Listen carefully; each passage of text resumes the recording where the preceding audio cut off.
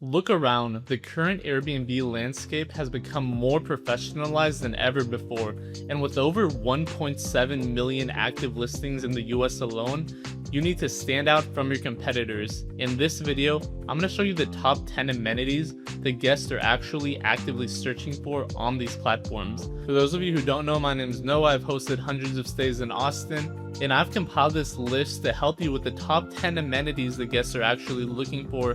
That way you're not wasting your money on amenities that aren't going to drive the needle of ROI forward in your business. Before we dive into it, I want you to understand that these platforms are using more filters like Airbnb's guest favorites to filter out the competition of professionals from amateurs, and only 30% of these listings actually get the guest favorite tag.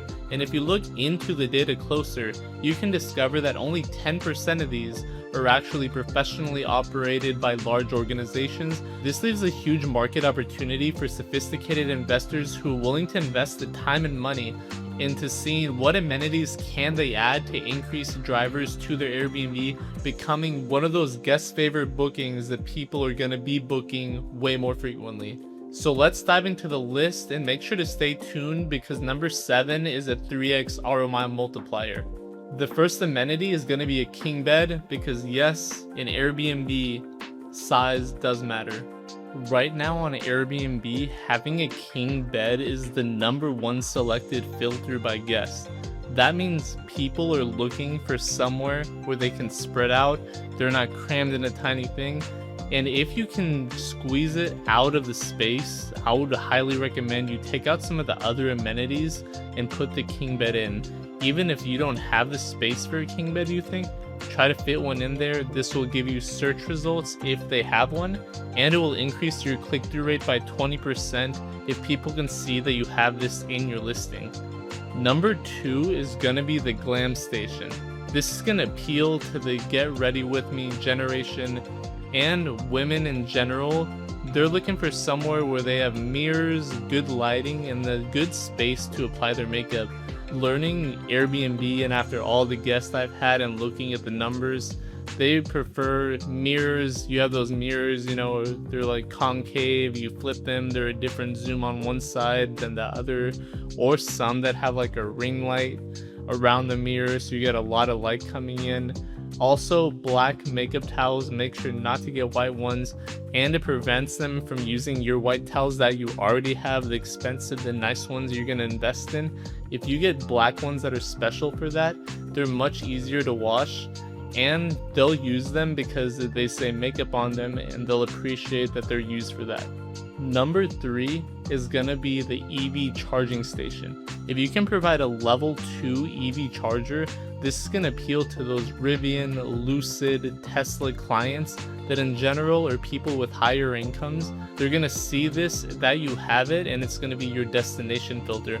They're not going to worry about having to go down the street, find a supercharger, plug in, pay the fee, or just plug into a normal wall outlet. It's going to take them 8-10 hours for that full charge. It'll eliminate that range anxiety having the investment of that EV charger. Here in Austin, it costs around $800 to buy one and then another $500 to install. So you're just going to have to see what it is to get an electrician out there and install that thing for yourself if you think it's worth it.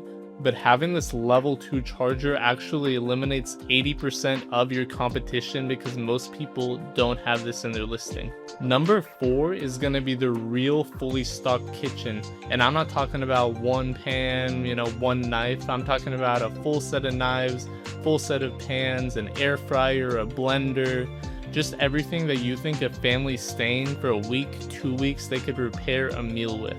If people see this, they'll be like, okay, this host, took time. They have the things that I'll need to prepare a meal, so we're not gonna have to go out every night, or we're not gonna have to DoorDash, Uber Eats. We could actually save money or have a better family experience, because some people do enjoy cooking together, eating together. They'll just buy the things, bring them, and then they'll have all the stuff they need to prepare it. If you can get a photo of all of this, the pots, the pans, everything that you have, that people could see it, the nice cutting board, if they see this in the photo, they won't even have to ask, and just subconsciously they'll be like, all right, I don't have to worry about it. This is all going to be provided in the listing for me. You also want to have basic seasonings and olive oil, because if someone has to drive to the store for some salt, for some olive oil, spend the $10 on a bottle, they're definitely going to mention that in the 4-star review they give you. Number 5 on my list is going to be your angle. How are you going to stand out from the other 500 listings that are in your area? You're going to have something special. Think handicap accessible, ADA accessible, have some sort of ramp, larger doors. Look at what codes and what modifications you can do to your place to make it more accessible and get that qualification. That's going to really help people who are traveling with someone who needs it, or just everyone doesn't do it, so you're going to stand out from the competition. Another one is hot tubs. This is the number 1 ROI if you can afford it for all year round. Pools are great normally for the summertime, or if they're heated in the winter also, but hot tubs are just great all year round. Get a concrete pad. But another thing too with pools and hot tub, make sure you get that maintenance, because the sure way you're going to get a bad review is if that pool's green, it's full of leaves, they can't use it, they're going to think it's gross, they're going to think there's fish and mosquitoes that are jumping out of it, and they're not even going to want to stay in your place even if it's in pristine inside. Trust me, one time this Airbnb guest said the pool had a ton of leaves and they were upset about it. I had to get someone out there ASAP, and that was just leaves.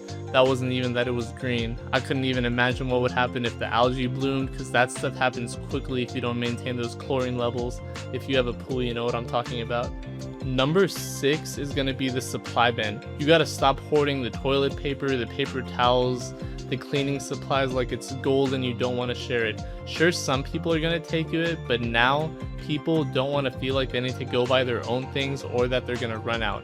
One trick that I've learned is if you have a name brand product and you're worried someone's going to take the whole thing home, just take the name brand off and just with Sharpie write like Clorox on it and Windex on the Windex bottle, and if it's just like written on there, not the actual branding, people are going to think it's the off-brand one even when it may be not the off-brand one, and they'll be less likely to take it, because who wants just a bottle with a Sharpie marker on it that says like Windex or Clorox? They'll use these products for cleaning if they need to clean an area, but this will eliminate a lot of the people who were even thinking in the first place of taking them. And paper towels and toilet paper too eliminates a lot of that anxiety that people have that, all right, we're going to run out of toilet paper or paper towels, and then what are we going to do? It just makes the experience a little bit less enjoyable. Number 7 is going to be that 3x ROI multiplier that I was talking about. It's going to be making your listing pet friendly.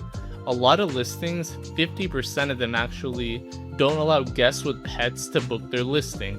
I would say in my experience and looking at other hosts and the data, it's because they're worried about the pets are going to damage, they're going to leave some sort of smell.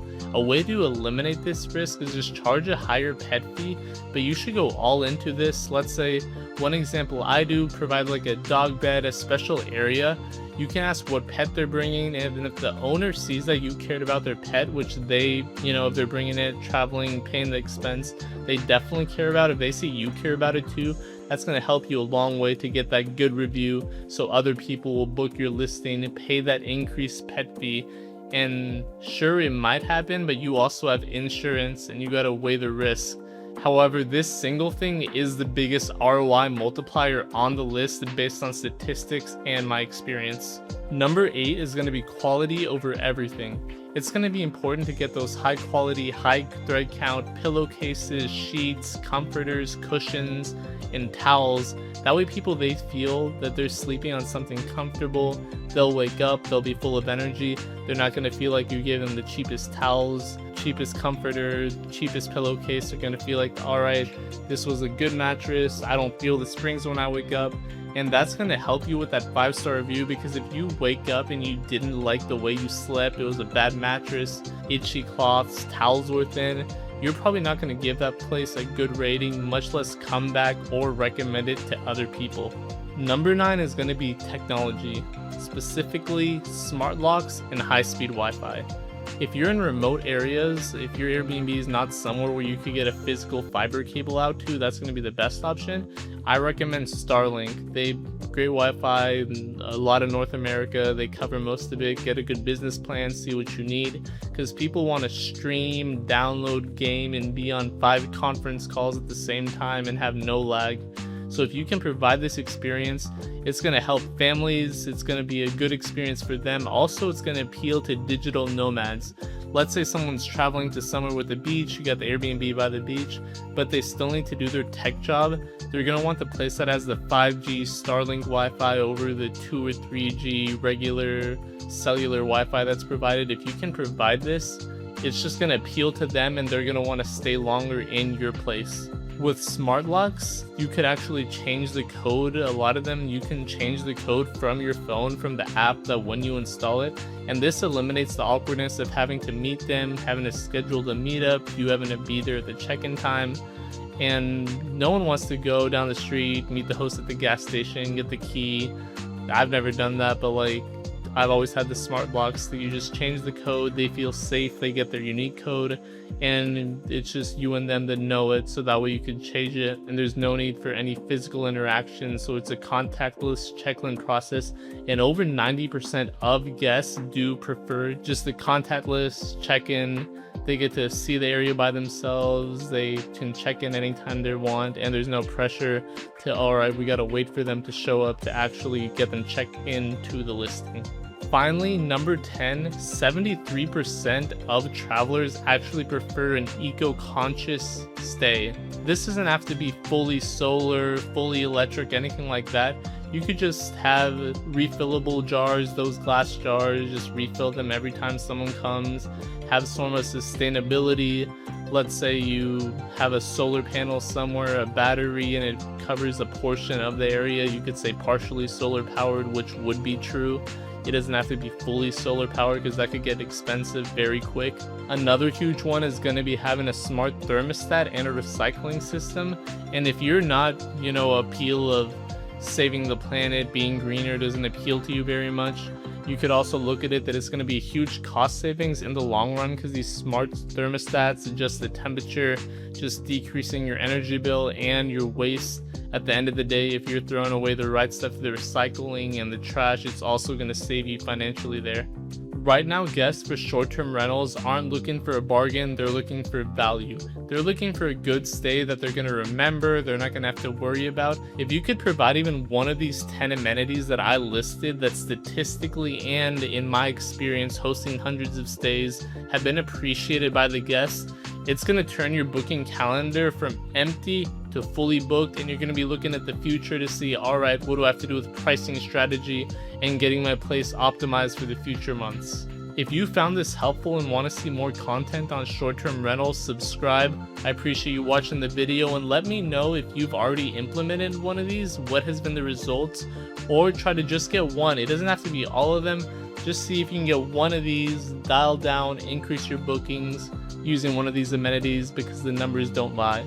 I appreciate you watching the video.